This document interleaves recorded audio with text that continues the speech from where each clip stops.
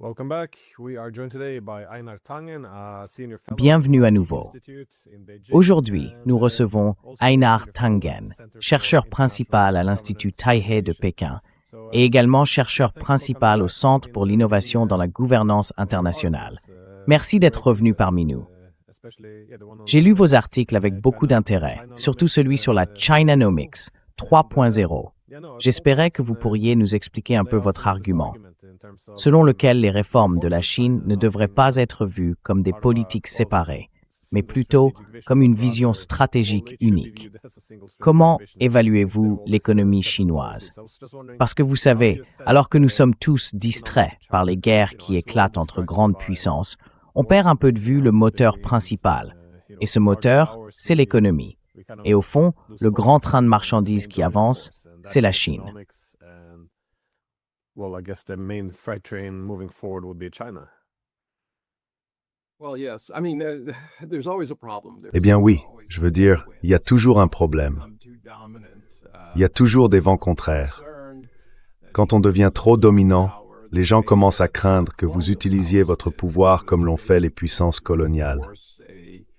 En gros, pour imposer une sorte de scénario à la Hunger Games, où tout le monde devient complètement dépendant d'elle. Soit en manipulant les pays, en traçant des frontières artificielles qui montaient les minorités contre les majorités, soit par le vol pur et simple, la diplomatie de la canonnière, et ainsi de suite. C'est d'ailleurs une des raisons pour lesquelles j'ai écrit cet essai, pour aider les gens à comprendre que la vision chinoise des choses est très différente de la vision coloniale.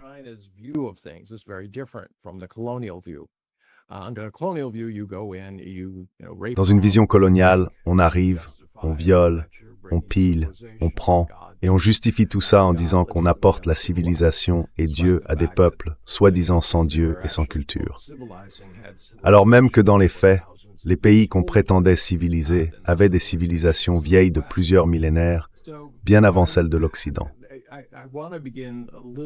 Donc ce que je voudrais commencer par aborder, avant qu'on entre dans le sujet de la Chinanomie 3.0, c'est où en sont les États-Unis aujourd'hui? Et pour ça, je reviens à 4 essais que j'ai évoqués. J'ai choisi ces 4-là tout simplement parce qu'ils proposaient des plans d'action qui, depuis, ont effectivement été suivis.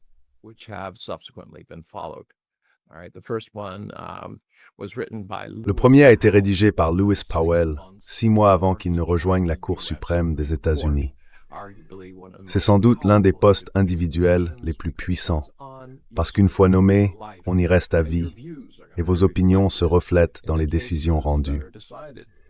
Il a écrit une note adressée à la Chambre de commerce américaine, une note secrète, dans laquelle il expliquait qu'après la défaite de 1964, quand Lyndon Johnson avait été élu président, qu'il considérait en gros comme un communiste, il était temps pour les grandes familles industrielles américaines de s'unir pour prendre le contrôle du gouvernement, des médias, des universités, des groupes de réflexion, et en somme, pour instaurer une forme d'oligarchie.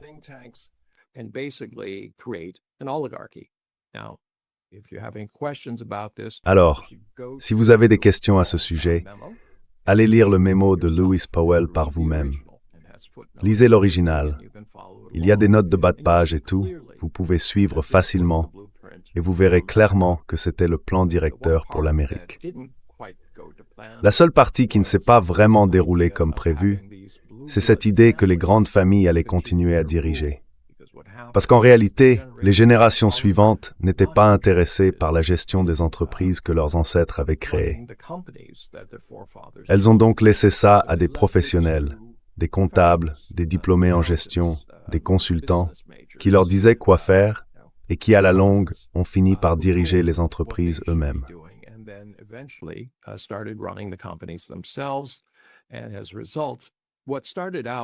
Et du coup, ce qui au départ ressemblait à la mise en place d'une oligarchie est en réalité devenu une sorte de cavalier sans tête.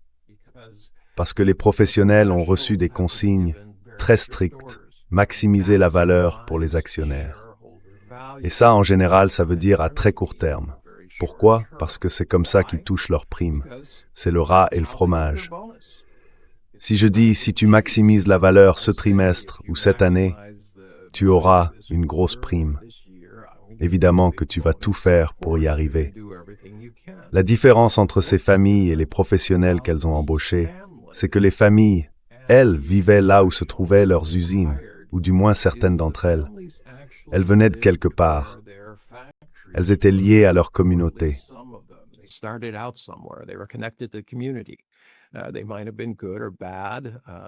Ils pouvaient être bons ou mauvais. Ils pouvaient avoir leurs défauts, mais ils faisaient partie de la communauté. Ils y étaient liés. Et ils avaient un intérêt direct dans ce qu'ils faisaient. Mais dès qu'on fait venir des professionnels, eux, ils n'ont absolument aucun lien. Ils peuvent fermer une usine rentable simplement parce qu'ils se disent « ce serait encore plus rentable si on la déplaçait ailleurs, au Mexique ou au Canada, quelque part où c'est moins cher, où les règles environnementales sont moins strictes. » Peu importe, l'objectif, c'est de maximiser la valeur à court terme. Et le résultat, c'est qu'on a vu l'industrie américaine se vider de l'intérieur, parce que ceux qui auraient pu s'en soucier ne s'en soucient plus. Tout ce qui compte pour eux maintenant, ce sont leurs dividendes.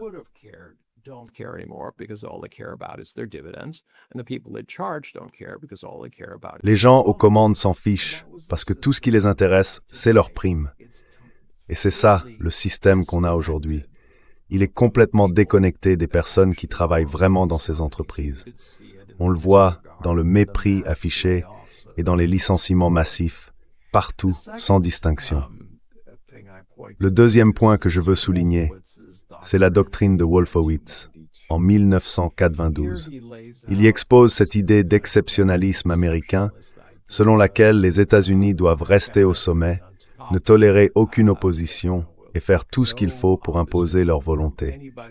Et il dit clairement qu'on utilisera tous les moyens nécessaires pour y parvenir.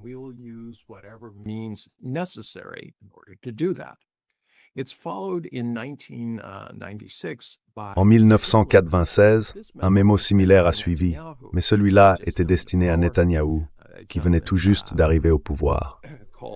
Un certain Richard Perle a rédigé un document intitulé Clean Break. Et dans ce texte, on retrouve l'idée de Wolfowitz.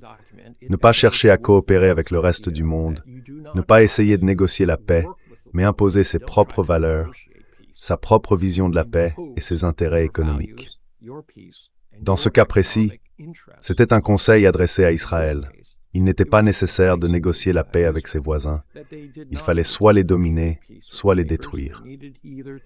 Et cela est devenu en substance le plan directeur de ce qu'on observe aujourd'hui.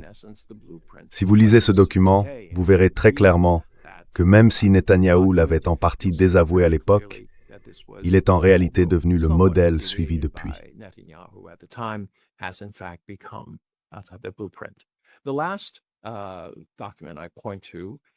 Le dernier document que je veux mentionner a été rédigé par Elbridge Colby en 2021, et il proposait une approche un peu différente de celle de Wolfowitz.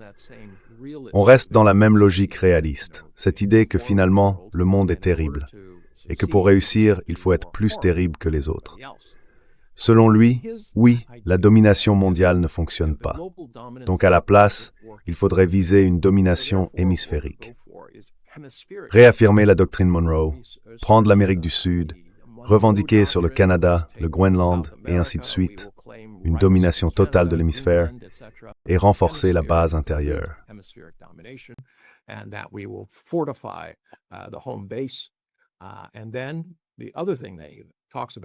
Et puis l'autre sujet dont il parle, c'est la manière de contenir la Chine. Et pour lui, contenir la Chine, ça veut dire contrôler les flux de pétrole. Par exemple, exactement ce qu'on voit aujourd'hui avec l'Iran, ou ce qu'on a vu avant avec le Nigeria, quand ils bombardaient là-bas, et aussi ce qu'on a vu au Venezuela. Mais il a encore une carte en main qu'il n'a pas encore jouée. C'est d'interférer avec l'accès de la Chine à ces points d'étranglement du commerce mondial. Il a notamment cité le détroit de Malacca, parce qu'ils estiment que s'ils peuvent contrôler l'énergie qui entre en Chine, ils peuvent contrôler la capacité de la Chine à produire.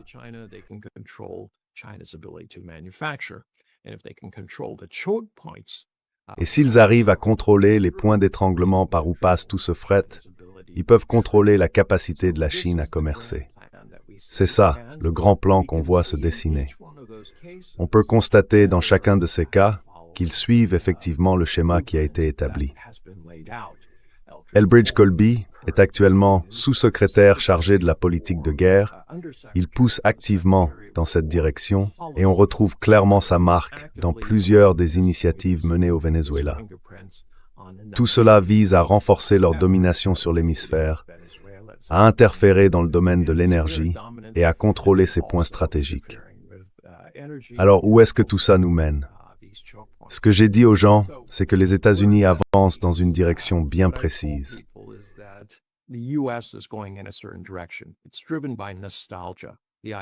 C'est porté par la nostalgie, cette idée qu'on doit rendre l'Amérique à nouveau grande, comme on dit. Autrement dit qu'il faut revenir au passé, à nos anciennes gloires. Mais vous savez, comme on dit, on ne se baigne jamais deux fois dans la même rivière. Le temps passe et l'eau aussi. C'est ça, au fond, la nostalgie. Du côté chinois, on a vu quelque chose d'extraordinaire. 40-45 ans de progrès. Ils sont partis sans véritable réserve en devises. Ils étaient extrêmement pauvres. Ils n'avaient pas beaucoup de ressources à exporter vers le reste du monde. Ils avaient besoin de nourriture, ils avaient besoin de tout. Et pourtant, d'une manière ou d'une autre, ils ont réussi à avancer et à devenir la deuxième économie mondiale.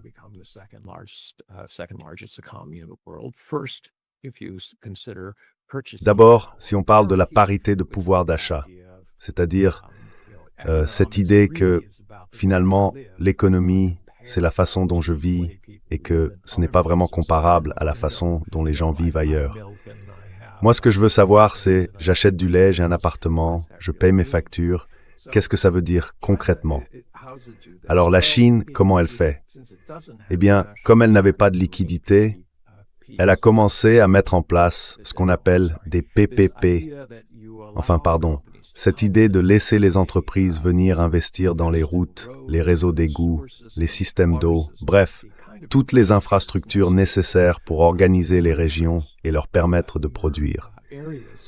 Parce que si je peux fabriquer quelque chose, mais que je n'ai pas les matériaux pour démarrer et que je ne peux pas non plus faire sortir les produits finis, ça ne sert à rien.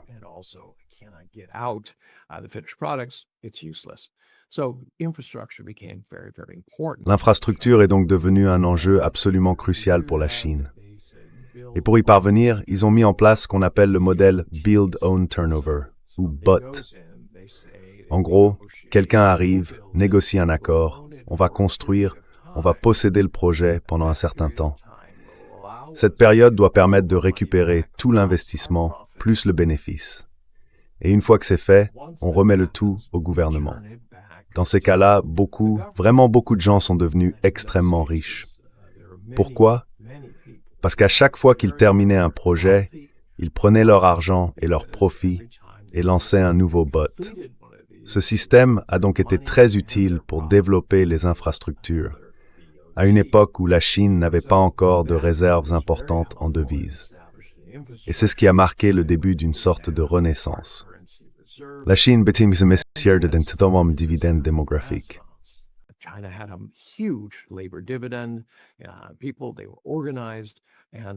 Les gens se sont organisés et ils ont commencé à produire surtout sur le segment bas de gamme. Ça, c'était une première période. Ensuite, la Chine a commencé à investir davantage dans ses infrastructures. Et c'est ce qui a conduit au système qu'on connaît aujourd'hui. Et maintenant, la Chine est, comme je le dis souvent, dans une sorte de troisième phase. Elle cherche à développer des produits à forte valeur ajoutée. Pourquoi? Parce que la forte valeur, ça veut dire des marges plus élevées. Une grande partie des activités que la Chine menait auparavant et qu'elle continue d'ailleurs à mener sont à faible marge, ce qui veut dire qu'elle dépend des économies d'échelle. J'ai été stupéfait quand je suis venu ici, il y a environ 23 ans.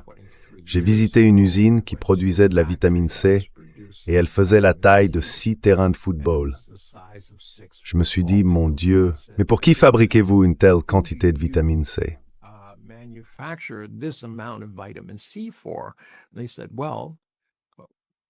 Ils ont dit, eh bien, eux et deux de leurs concurrents contrôlaient à eux trois environ 98% de la production mondiale de vitamine C. Leur stratégie, c'était d'accepter des marges très faibles, mais sur des volumes énormes. Et c'est comme ça qu'ils abordaient beaucoup de leurs activités. Aujourd'hui, la Chine cherche à faire monter en gamme son économie. Elle le fait en disant, nous allons investir dans des produits de haut niveau, des biens tertiaires, là où nous sommes en tête sur les nouvelles technologies. On le voit dans la 5G, la 6G, la 8G, les véhicules électriques, les batteries, et la liste est encore longue. Et pourquoi? Parce que les gens qui travaillent dans ces entreprises gagnent alors plus de revenus disponibles. Et ce revenu disponible permet à la Chine de faire tourner une économie tirée par la consommation.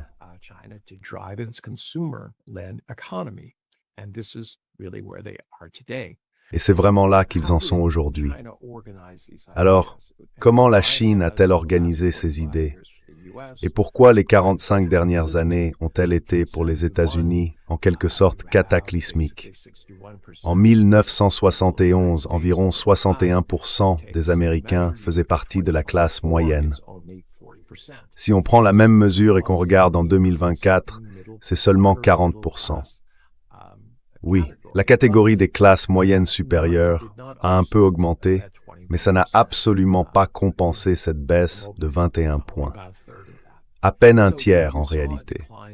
On a donc vu un déclin de la classe moyenne américaine. Et la classe moyenne, c'est le pilier de la démocratie américaine. C'est cette capacité à dire « je vais mettre de côté mes propres besoins pour investir dans ceux de la société, de mes enfants et de mes petits-enfants ».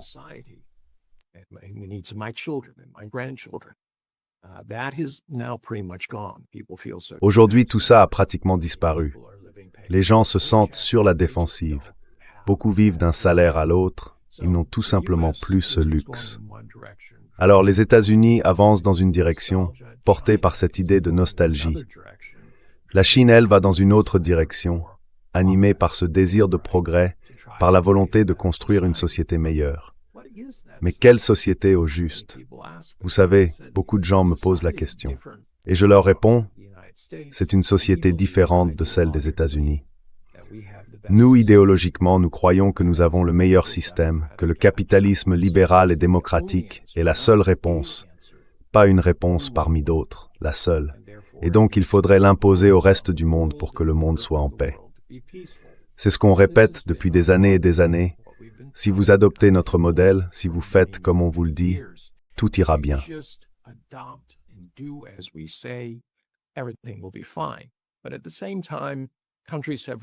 Mais en même temps, les pays se sont rendus compte que sur le papier, cette idéologie paraît correcte, mais qu'en réalité, les entreprises américaines et le gouvernement américain, tout ça a un prix. Ils prennent des biens, des services, et ils dominent ces économies. Parfois directement, avec une diplomatie de canonnière, parfois par des ingérences politiques, et parfois simplement grâce à la puissance de leur contrôle sur les réseaux financiers, sur la circulation de l'argent et sur l'hégémonie du dollar. Donc les États-Unis avancent dans cette direction. La Chine, elle, dit non, nous avons une autre idée. Notre idée, c'est qu'on peut agrandir le gâteau.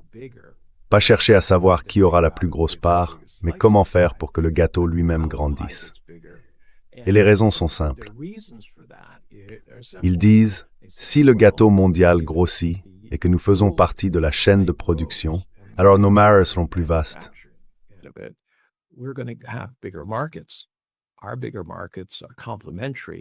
Nos grands marchés sont complémentaires à ceux de ces autres pays parce que nous voulons qu'ils réussissent. Nous les aidons à construire des infrastructures, pas seulement à extraire des ressources, mais aussi à pouvoir acheter des biens. Et quand ces biens sont achetés, certains continueront d'être fabriqués en Chine, mais beaucoup le seront dans ces pays-là. Alors, pourquoi la Chine aurait-elle intérêt à exporter des emplois vers d'autres pays? Eh bien, quand les gens ont un emploi, ils ont un revenu disponible, ils ont de l'argent à dépenser, et quand ils ont de l'argent à dépenser, ils achètent des choses. C'est comme ça que la Chine voit vraiment le monde. Mais idéologiquement, comment tout cela fonctionne-t-il pour la Chine?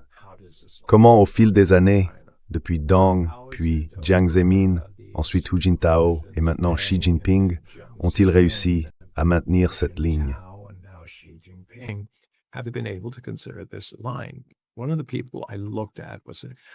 L'une des personnes que j'ai étudiées, c'est un homme appelé Wang Huning. Il est remarquable parce qu'il était professeur d'université, donc il n'a pas suivi le parcours habituel du gouvernement chinois. Normalement, on entre au parti, on est envoyé dans un village reculé, et ensuite on essaie de gravir les échelons. Rappelez-vous, on part là-bas vers 20, 22, peut-être 24 ans. Et entre ce moment-là et la cinquantaine bien entamée, il faut prouver qu'on a les compétences nécessaires pour atteindre le sommet de cette pyramide. C'est un processus impitoyable, mais tout le monde y passe. C'est en quelque sorte un test décisif pour savoir si quelqu'un est capable de gouverner, parce qu'il a commencé tout en bas. Il doit ensuite gravir les rangs rapidement, en démontrant ses capacités.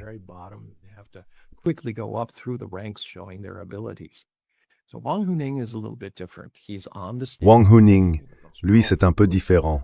Il siège au comité permanent, le groupe le plus puissant en Chine. Ils sont 7 membres et il en fait partie. Mais lui, il s'occupe surtout de planification et d'idées. Il rejoint donc Jiang Zemin comme l'un de ses principaux conseillers. Et c'est à travers lui qu'on commence à voir ses politiques se structurer. Je ne dis pas qu'il les a faites tout seul, je dis qu'il a participé à lui seul à 3 générations de direction et qu'il a évidemment joué un rôle clé puisqu'il siège encore aujourd'hui au comité permanent. Alors, quelles sont ses idées? Son idée, c'est en gros de marier l'Orient et l'Occident.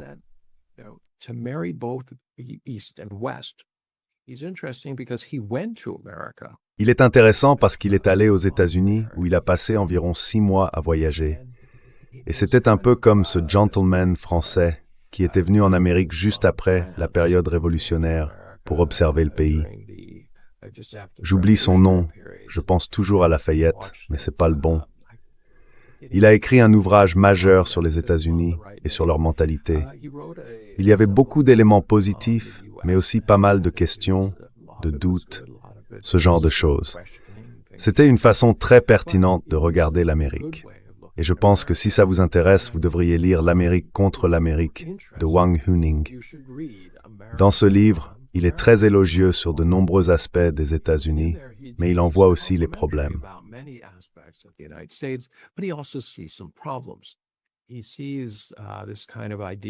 Il voit cette idée selon laquelle la cupidité serait une bonne chose et que la magie des marchés pourrait, d'une manière ou d'une autre, tout résoudre.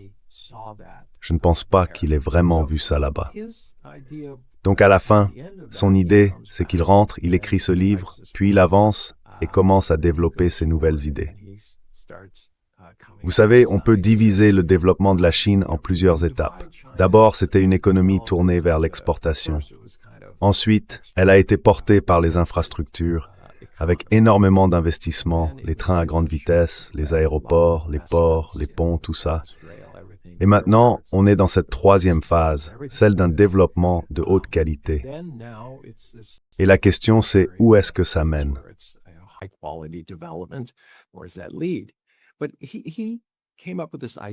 Mais il a eu cette idée selon laquelle la modernité américaine, telle qu'elle est exprimée par un certain nombre d'intellectuels aux États-Unis, ne correspondait pas à ce que la Chine voulait comme modèle de modernité. Et par modernité, j'entends la définition qu'on donne à l'avenir, la direction dans laquelle on veut aller. Pour lui, le développement était essentiel, un développement sans dépendance. Voilà, il voulait de la croissance et de la résilience nationale. Et cette croissance devait justement renforcer la résilience du pays pour que la Chine ne dépende pas des autres. Et là, il ne s'agit pas de réduction des risques. Il s'agit simplement de s'assurer, par exemple, dans le domaine alimentaire, que la sécurité alimentaire soit garantie. C'est un enjeu énorme en Chine. Pourquoi? Parce que les gens doivent manger.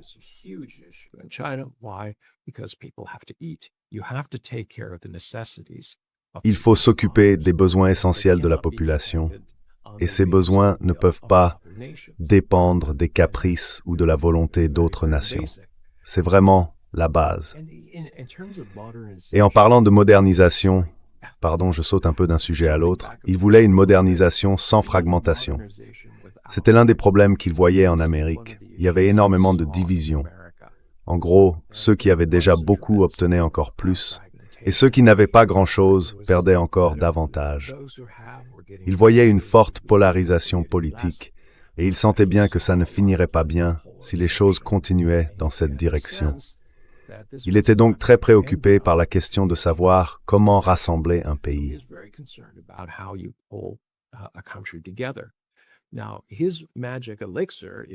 Alors, sa potion magique, ce sont les valeurs. Il dit qu'à partir d'un certain stade de développement, un pays doit chercher à améliorer la vie des gens. Et ça, c'est déjà une réussite en soi. Ce n'est pas une question d'argent. Il faut avoir de quoi couvrir ses besoins essentiels, de quoi dépenser un peu pour profiter de la vie. Mais au-delà de ça, l'excès n'est pas nécessaire. Et il ne dit pas qu'il ne devrait pas y avoir de riches. Il dit simplement que tout le monde doit pouvoir profiter de la société, pas seulement une poignée de privilégiés. C'est ce qu'il défend. Et si vous venez en Chine, si vous avez la moindre question sur la Chine, allez-y d'abord avant de porter un jugement. Je pense que vous serez vraiment surpris. J'ai beaucoup de visiteurs qui viennent ici et ils me disent toujours « Eh bien, c'est pas du tout ce à quoi je m'attendais. »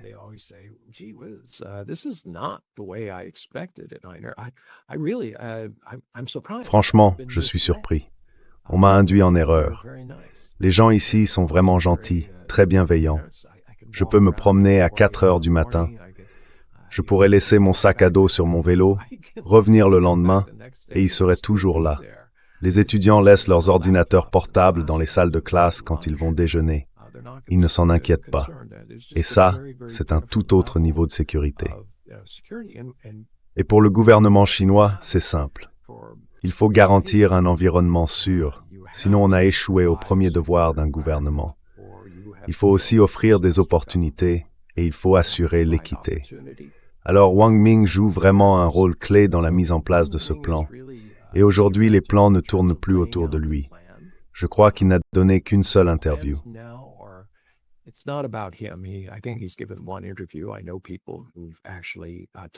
Je connais des gens qui lui ont vraiment parlé. Ils sont extrêmement impressionnés par son intelligence, par sa façon d'exprimer ses idées et tout ce qui va avec.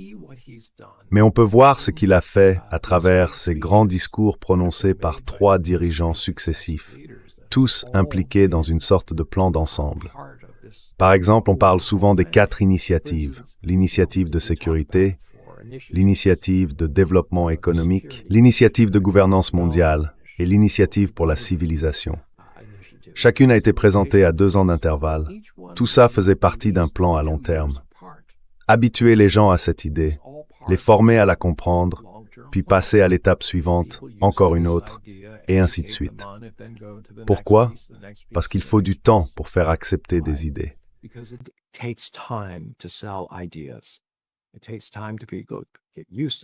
Il faut du temps pour bien faire les choses, pour s'y habituer. On ne balance pas tout un tas d'idées d'un coup à un grand groupe de personnes, parce que ça peut parfois être très difficile à comprendre. Donc, comme vous le voyez, tous les 2 ans, il lance une nouvelle pièce du puzzle.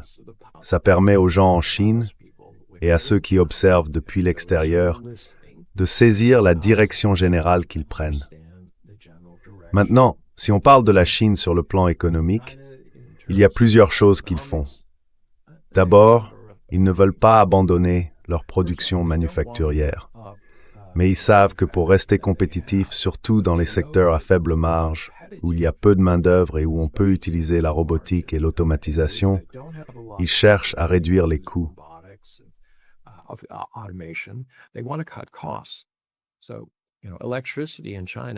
Vous savez, en Chine, l'électricité fait partie des moins chères au monde.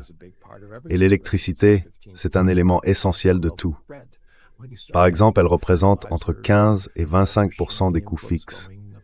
Si on ajoute à ça les engrais, toutes les machines utilisées, le plastique, la logistique, les coûts de transport et tout le reste, eh bien c'est pareil pour presque tous les secteurs.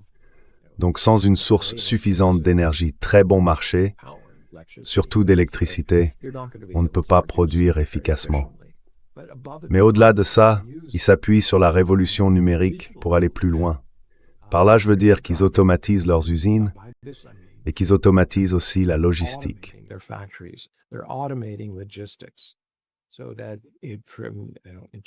Donc, entre le moment où la commande est reçue et celui où elle est livrée, y compris les services après-vente, tout ça dépend désormais énormément de l'automatisation.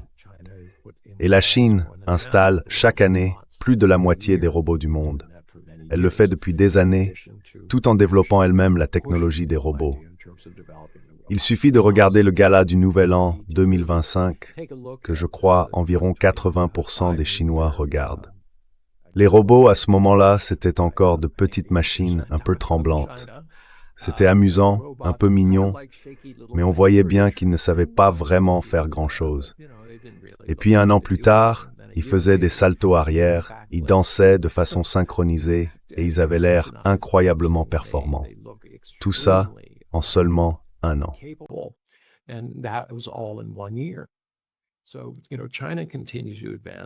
Vous savez, la Chine continue d'avancer.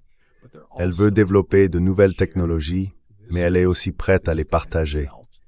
Ça s'inscrit dans ce qu'on appelle l'initiative des nouvelles routes de la soie. C'est en 2013 qu'ils ont lancé l'idée. En 2015, ça démarre vraiment. Depuis, ils y ont investi environ 1400 milliards de dollars. Et c'est surtout axé sur les infrastructures. Des ports, des ponts, et tout ce dont je parlais tout à l'heure sur pourquoi c'est important. Mais cette année, Xi Jinping a dit « c'est le moment ». On a la structure de base, maintenant il faut remplir les cases. Et quelqu'un m'a demandé « qu'est-ce que ça veut dire remplir les cases ?» Eh bien, ça veut dire qu'en plus de tous ces ports, de ces ponts et de ces chantiers, il faut un vrai développement économique. Autrement dit, il faut créer des zones de développement et des usines autour de tout ça.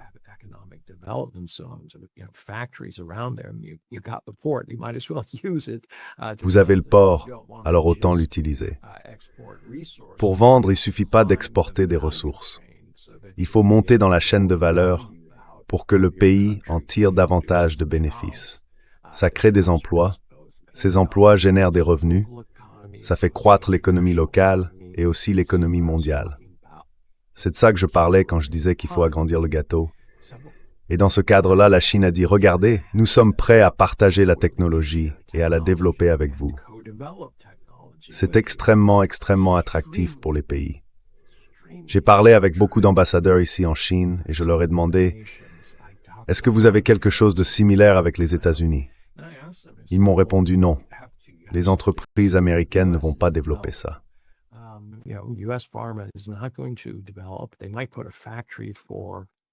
Ils peuvent installer une usine pour produire quelque chose dans leur pays, parce que c'est moins cher. Mais tout le reste leur appartient. Et l'idée, c'est qu'on leur achète le produit fini. En Chine, ils disent, on peut faire une co-entreprise. Et vous allez participer non seulement à la propriété intellectuelle, mais aussi aux bénéfices qui en découlent. Et la Chine considère que c'est une bonne façon d'établir des relations solides, de créer des liens avec ces pays, et de les aider, comme je l'ai dit, à développer leur économie. Selon la Chine, quand la marée monte, tous les bateaux montent avec elle. Donc c'est une approche très différente et vraiment tournée vers l'avenir.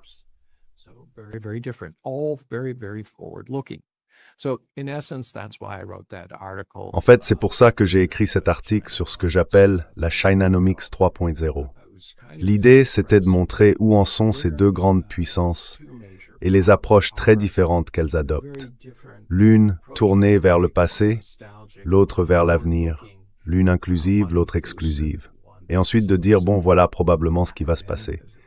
La réalité, c'est qu'à ce stade, la situation politique ne va pas se réparer facilement. On ne va pas voir les États-Unis se rapprocher de la Chine, ni la Chine se rapprocher des États-Unis. Les deux sont en quelque sorte enfermés dans leur trajectoire. Et on en a déjà vu les conséquences. Alors, la vraie question c'est, quel pont peut-on encore construire pour éviter que le monde ne se désagrège complètement?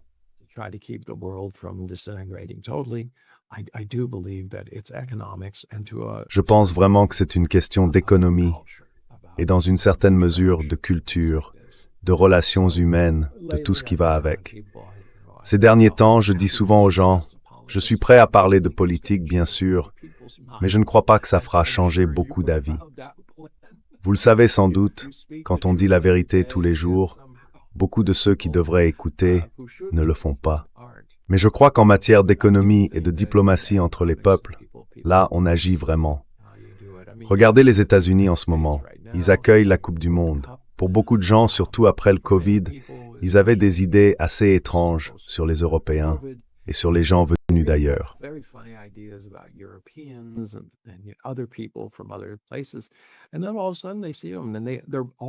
Et puis tout d'un coup, ils les voient et tout le monde profite du match de foot, ou comme on dit aux États-Unis, du soccer, et là ils se disent, ces gars-là sont formidables, ils sont sympas. Bon, évidemment, tout n'est pas parfait, parfois il y a un peu de tension, ou certains s'emballent un peu trop, mais au fond, ils sont cool, drôles, intéressants, et je pense qu'on a besoin de plus de ça. Cette méfiance, ce manque de confiance dans le monde, alimenté par les gouvernements et leur propagande pour servir leurs propres objectifs, finissent malheureusement par contaminer les gens. Et ils se mettent à croire que ces autres ne sont pas comme nous. Regardez le nombre de personnes aux États-Unis qui sont favorables à expulser tous ceux qui ne leur ressemblent pas.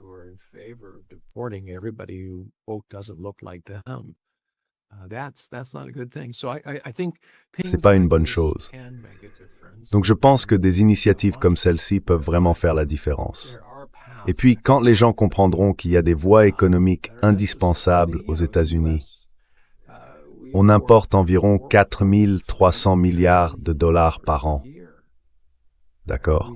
On consomme tout ça. Ça représente à peu près un quart de tout ce qu'on consomme. On ne va pas remplacer ça. On ne va pas construire des usines pour le faire. Si on le faisait, les produits seraient beaucoup trop chers. On aurait encore moins de revenus disponibles qu'aujourd'hui. Et déjà, en ce moment, beaucoup de gens n'ont pas assez, tout simplement. Donc j'espère qu'à un moment, ils s'en rendront compte, mais je ne parierai pas sur la politique. Moi, je parie vraiment sur l'économie dans cette affaire.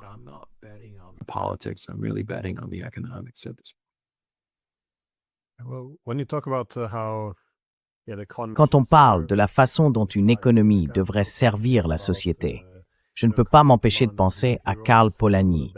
Il a écrit certains des meilleurs textes sur ce sujet après la Seconde Guerre mondiale.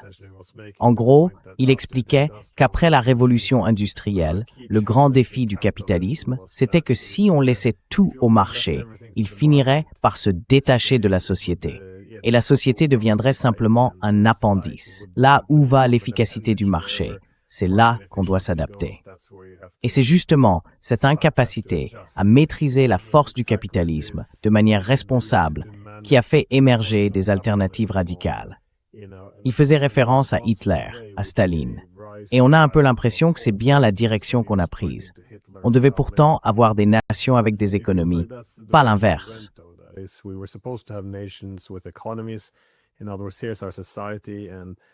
En d'autres termes, voilà notre société. Elle a organisé l'économie pour qu'elle soit efficace, bien sûr, tout en servant la société.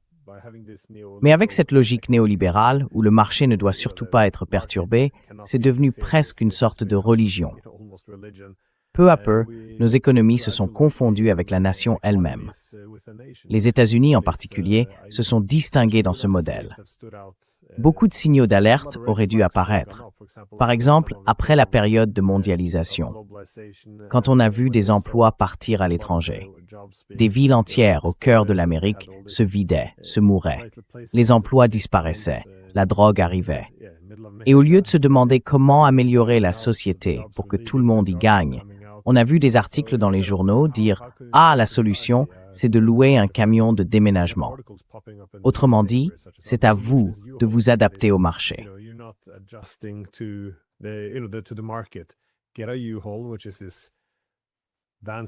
Prends un camion de location, un U-Haul, et pars de là. Franchement, tout ça, c'est juste pour vider la région de ses habitants. Mais pour moi, en lisant ces articles, je me suis dit, voilà exactement ce dont parlait Karl Polanyi. En gros, on laisse la société se faire ravager parce qu'elle ne sert plus correctement l'économie. Son idée, c'était que si on ne cherche que l'efficacité économique, À un moment, on finit par renforcer l'oligarchie, par démanteler la société, et les conséquences finissent toujours par arriver. Mais j'avais une dernière question pour vous. À quel point êtes-vous optimiste sur la capacité de la Chine à éviter, disons, la tentation impériale? Autrement dit, à ne pas suivre le même chemin que les États-Unis. Parce que vous savez, les réalistes en politique ont souvent tendance à penser que le pouvoir finit toujours par influencer les intentions.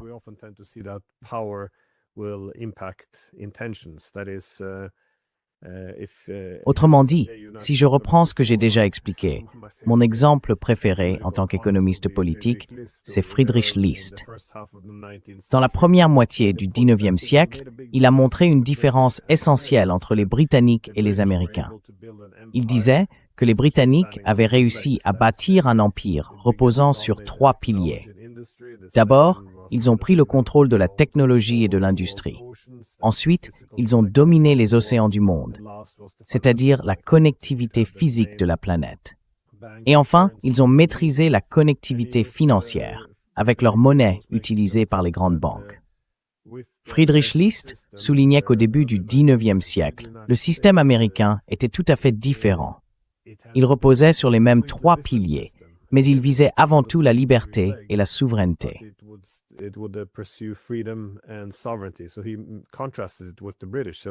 Il a donc fait une comparaison avec les Britanniques.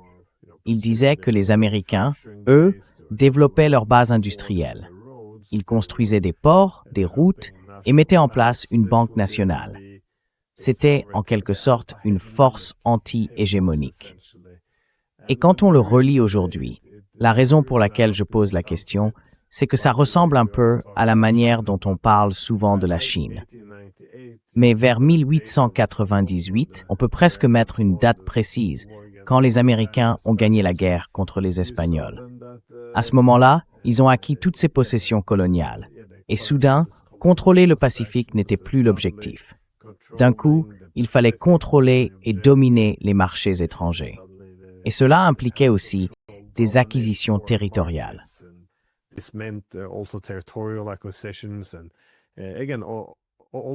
Et encore une fois, ces 3 mêmes piliers, qui à l'origine servaient à s'opposer à l'hégémonie, sont peu à peu devenus des instruments d'hégémonie.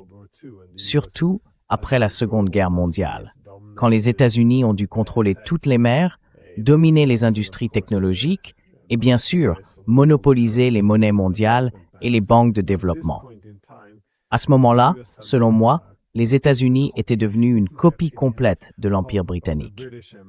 Alors, si je pose la question aujourd'hui, c'est parce que la Chine, on la voit suivre, je dirais la même logique, les mêmes 3 piliers que le système américain et avant lui britannique, c'est-à-dire d'abord le leadership industriel et technologique, et ensuite la connexion du monde à travers l'initiative des nouvelles routes de la soie.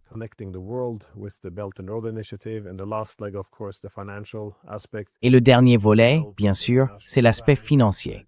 On parle du développement des banques nationales, de la monnaie, des systèmes de paiement et ainsi de suite. Là encore, si c'est anti-hégémonique, mais que la répartition du pouvoir influence les intentions, alors que se passe-t-il après l'hégémonie? Parce que les exemples que vous avez donnés avec Clean Break et la doctrine Wolfowitz, ce n'est pas un hasard s'ils sont apparus dans les années 90, juste après la disparition de l'Union soviétique, qui représentait l'équilibre. Donc, encore une fois, quand l'Amérique perd cet équilibre, tout à coup, toutes ces idées de domination du monde au nom du bien de l'humanité entière.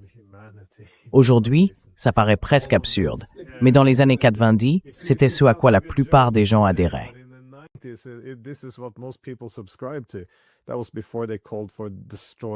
C'était avant qu'ils appellent à détruire des civilisations entières et enfin à soutenir tous ces génocides. Mais je suppose que oui, ma question c'est, comment voyez-vous, enfin, qu'est-ce qui vous rend optimiste quant à la capacité de la Chine à résister à la tentation de l'Empire? Parce que, selon l'argument de Mearsheimer, la sécurité ultime, ce serait justement de dominer le monde. Si vous contrôlez tout, vous êtes totalement en sécurité. Comme vous le dites, bien sûr, l'Empire corrompt. Si vous avez un empire à l'extérieur, une bonne gouvernance à l'intérieur devient un rêve. Tout finit par s'effondrer. Donc je ne pense pas que l'empire soit une bonne voie pour la Chine, mais il y a une forte séduction derrière cette idée. Alors, encore une fois, question un peu longue. Comment la Chine peut-elle au fond résister à ça? How can China essentially resist this? Okay, I think it's D'accord. absolutely topical. Je pense que c'est And, tout à fait the funny d'actualité. thing about it is Et vous savez, ce qui est amusant, c'est que j'ai déménagé en Chine en 2005 parce que je me suis dit, eh bien, s'il y a une renaissance de mon vivant, ce sera ici. Je n'ai pas été déçu. Mais j'ai aussi eu l'occasion, j'étais président du Conseil du commerce international de mon État, de rencontrer des gens assez haut placés dans le gouvernement. Et la seule chose que je leur ai dite, c'est, eh bien, vous semblez être sur la bonne voie, sur le plan économique et tout ça. Votre système est différent, mais il a l'air de vous convenir. Il y a des aspérités, bien sûr, mais je vois la Chine s'élever. Et ça, c'était en 2006, 2007, 2008, dans ces années-là. And this is in 2006, 7, 8, that type of period. But I said, I hope you'll study history. Mais j'ai dit, j'espère que vous étudierez l'histoire, au moins assez pour comprendre que c'est pas seulement la Grande-Bretagne. Si on regarde tous ces empires, c'est toujours la même histoire. Ils ont commencé, vous savez, par le commerce, et puis tout à coup, c'est devenu une question de force pour obtenir ce commerce. Et ensuite, bien sûr, ils ont trouvé des justifications, Dieu, l'or ou n'importe quel autre prétexte. J'ai dit, j'espère que vous ne deviendrez pas comme nous. Maintenant, il y a 2 ou 3 choses à noter à propos de la Chine. D'abord, comme je l'ai dit, nous, on est poussés par la nostalgie. On pourrait penser que la Chine, elle, est en partie motivée par ce qu'ils appellent la réjuvénation, cette idée de redynamiser leur économie. Mais ce n'est pas forcément de la nostalgie. But that's not nostalgia necessarily. What it means is it's the recognition that Ce que ça veut dire, c'est qu'on reconnaît qu'il faut faire des choses nouvelles pour avancer. Et tout ça, c'est une question d'histoire. Par exemple, si je parle à quelqu'un du gouvernement à un niveau assez élevé, cette personne a reçu une formation classique. Elle connaît les poètes, la littérature, l'histoire. Elle va régulièrement à ce qu'ils appellent l'école du parti. C'est obligatoire, il faut y suivre des cours chaque année. Et dans ce cadre-là, on leur enseigne leur histoire. Bien sûr, c'est leur propre interprétation de cette histoire. Mais ils l'apprennent vraiment. Et surtout, ils sont pleinement conscients du pouvoir de l'histoire, particulièrement quand on monte dans la hiérarchie.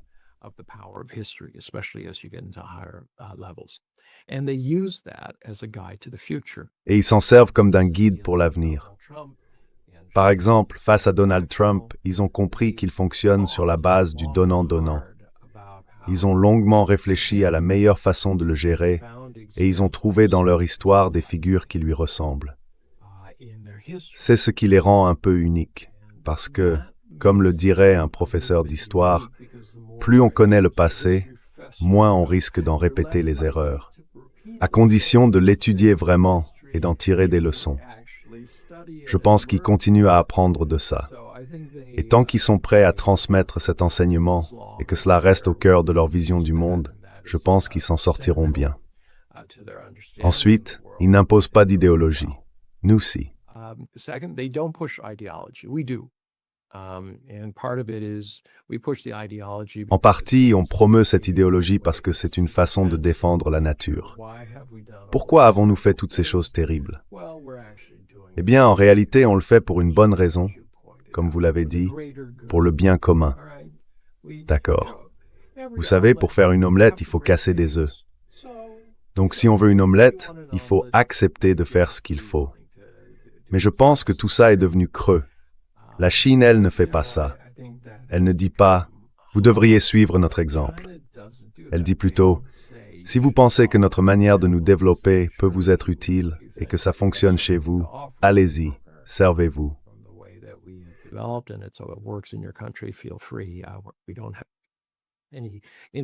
Nous, on n'a aucune revendication de propriété intellectuelle là-dessus. Vous faites ce qu'il faut. Mais leur idée de la souveraineté, c'est que chaque pays, parce que c'est un ensemble complexe de cultures, d'histoires, de peuples et de langues différentes, doit suivre sa propre voie. C'est pas un modèle standard.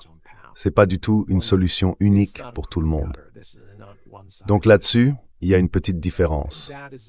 Si vous ne cherchez pas à imposer votre idéologie aux autres, ça veut dire que vous n'avez aucune raison d'y aller avec vos navires de guerre pour les frapper jusqu'à ce qu'ils fassent ce que vous jugez juste. Et enfin, le dernier point, c'est que le système chinois, jusqu'à présent, repose sur une classe professionnelle de bureaucrates qui accèdent progressivement aux postes de direction. Alors, je ne suis pas un grand fan des bureaucraties, et il faut les surveiller de très près.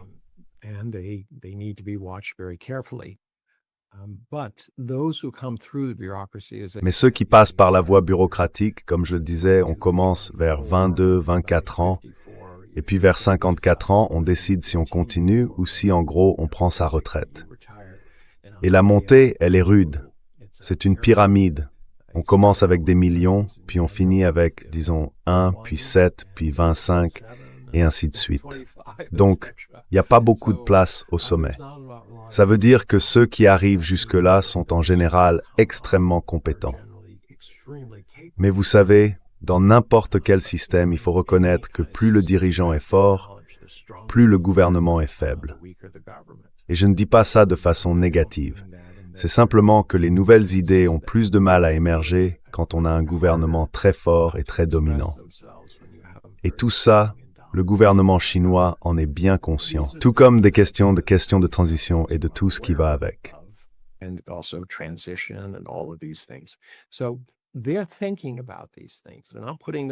Donc, ils réfléchissent à tout ça. Ils ne font pas l'autruche en se disant que le problème va disparaître. Non, c'est le cours naturel des choses.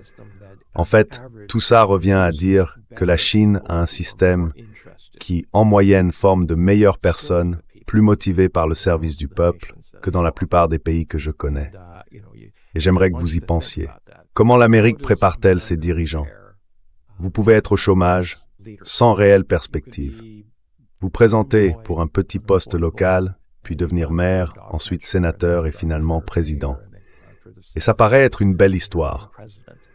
On pense évidemment à Clinton, parti de début très modeste, pour devenir président des États-Unis.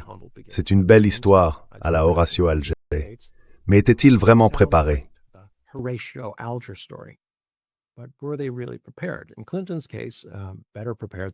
Dans le cas de Clinton, il était mieux préparé que la plupart parce qu'il avait été gouverneur.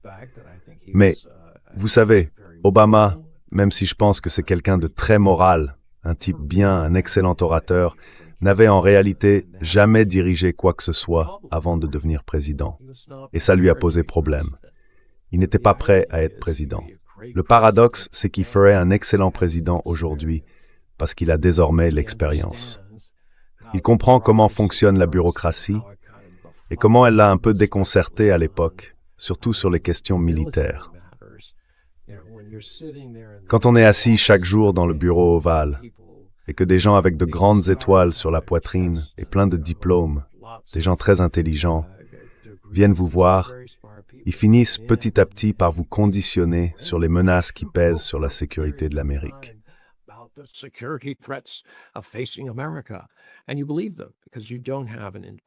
Et on les croit, parce qu'on n'a pas de point de référence indépendant.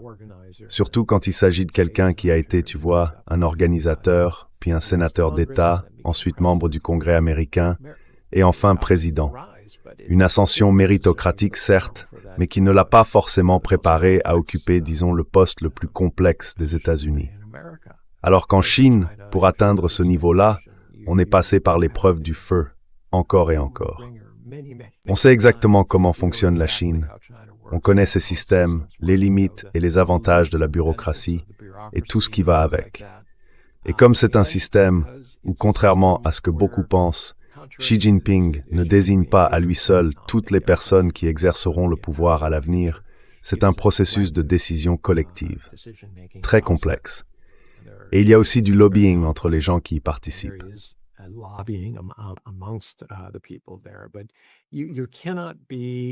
Mais on ne peut pas être un sale type et espérer grimper les échelons, parce que personne ne t'aime si tu es un sale type. Enfin, je veux dire, je ne devrais peut-être pas dire ça, mais bon, Ted Cruz, enfin tout le monde qui a déjà rencontré Ted Cruz ne l'aime pas. Les gens disent, oui, c'est un type intelligent, mais il n'est pas très sympathique. En Chine, jamais il n'aurait pu se retrouver dans la position qu'il occupe aujourd'hui. D'abord, parce qu'il n'a pas vraiment l'expérience nécessaire pour faire ce qu'il fait. Il n'est pas très bien informé, comme on l'a vu dans son interview avec Tucker Carlson. Il savait même pas, tu vois, qu'il y a 92 millions d'habitants en Iran. Et lui, il dit juste, allons les attaquer. Tu vois le genre de truc, je suis le sénateur d'Israël, ce genre de choses.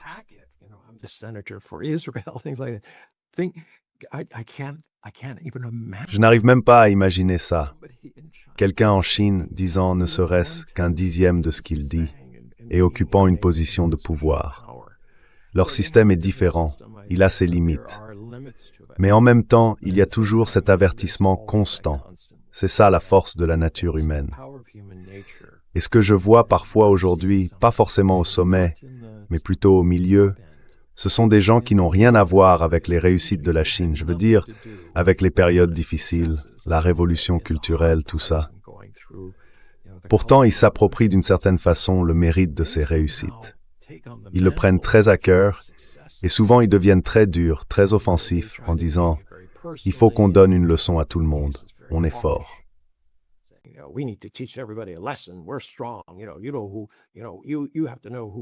Vous savez, il faut vraiment comprendre qui est la Chine.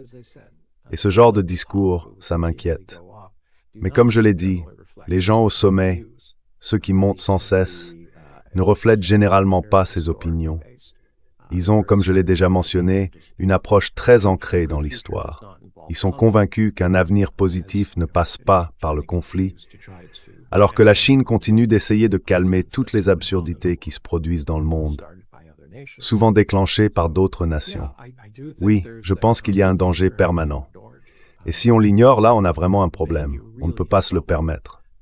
On le voit partout en Europe, avec l'Alternative für Deutschland, l'AfD. On voit des partis d'extrême droite qui, au fond, ont des tendances fascisantes et qui montent sur des programmes populistes et ce genre de choses. Est-ce que leurs dirigeants sont capables de gouverner?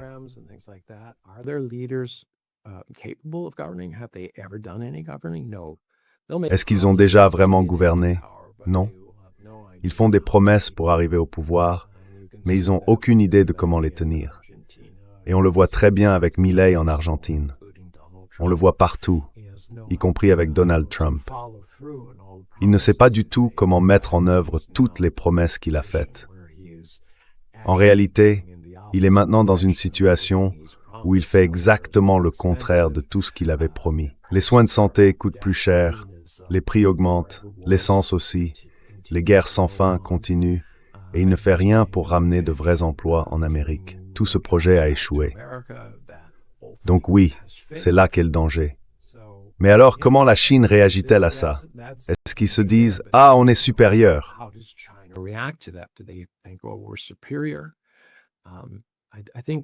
Je pense qu'adopter un air de supériorité, c'est la plus grande faiblesse. Je connais très peu de gens vraiment sûrs d'eux qui se comportent comme s'ils étaient supérieurs. Et je le pense sincèrement. Les personnes qui essayent de vous convaincre qu'elles sont au-dessus des autres, je me dis toujours qu'elles ont sans doute un problème d'estime d'elles-mêmes, qu'elles essayent de masquer leurs faiblesses en vous faisant croire qu'elles sont fortes. Quand on est vraiment fort, on s'appuie sur ses arguments, on donne des exemples, on agit plus qu'on ne parle. Je pense aussi que les Chinois ont une vision beaucoup plus longue dans la façon dont ils gèrent les choses. L'avenir, lui, reste incertain. Comme je l'ai dit, c'est une bataille permanente. La seule chose dont soit sûr, c'est qu'il y aura encore du changement.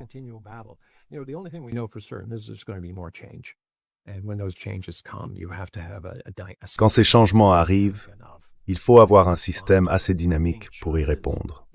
Je pense que la Chine réagit aux dynamiques de l'économie mondiale et à l'évolution de la société comme de la politique.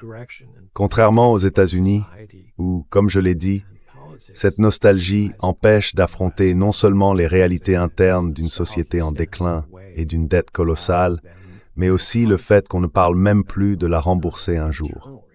Et ça m'inquiète, parce que cette dette va continuer à croître. D'ici la fin de l'année, on dépassera largement les 40 000 milliards de dollars. Et personne ne semble s'en émouvoir, à part quelques personnes sur des lignes idéologiques qui continuent de voter pour exactement ce qu'elles prétendent combattre.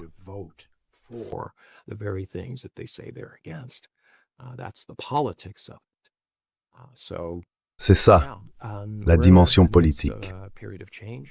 Oui, on traverse une période de changement, pas seulement à cause des relations entre les États-Unis et la Chine, mais aussi à cause de la technologie.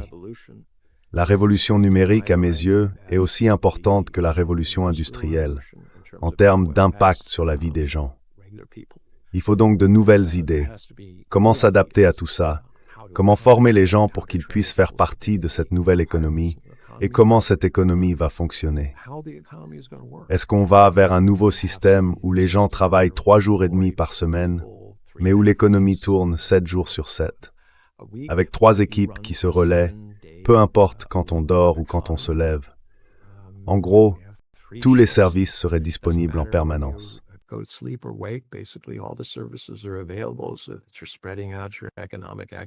Donc, on répartit davantage l'activité économique.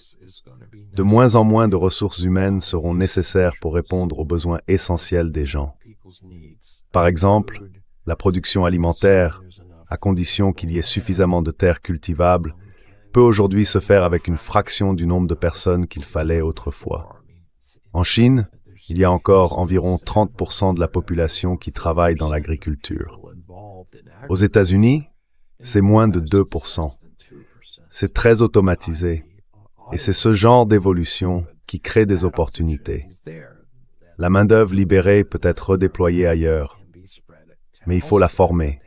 Il faut qu'elle commence à réfléchir à ce qu'elle peut faire et qu'on lui montre comment le faire. Donc oui, il y a des domaines, et même beaucoup d'autres, dans lesquels on est en train de construire quelque chose de nouveau.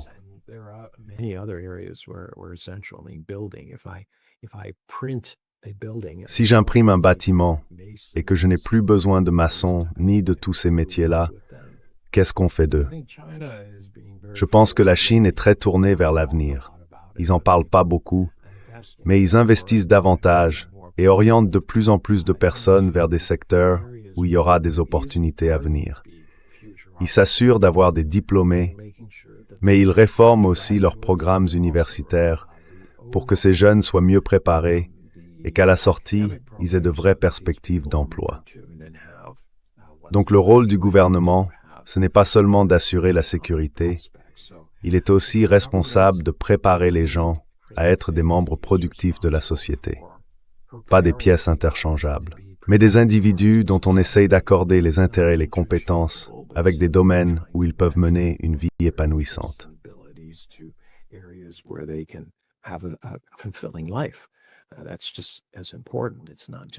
C'est tout aussi important.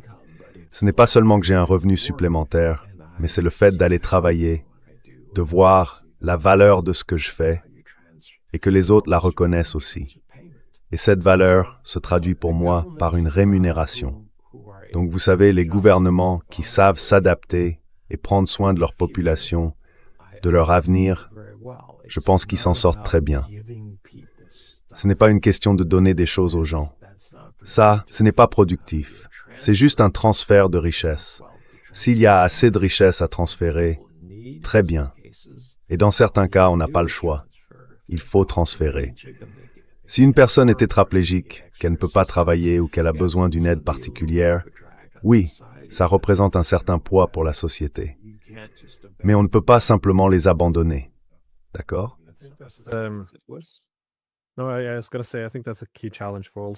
Je pense que c'est un défi majeur pour toutes les sociétés aujourd'hui, en avançant cette destruction créatrice qui vient des nouvelles économies émergentes. En tout cas, je tiens à vous remercier d'être venu si tôt, surtout un week-end. Je vous en suis vraiment reconnaissant. Merci. Merci, je vous souhaite le meilleur.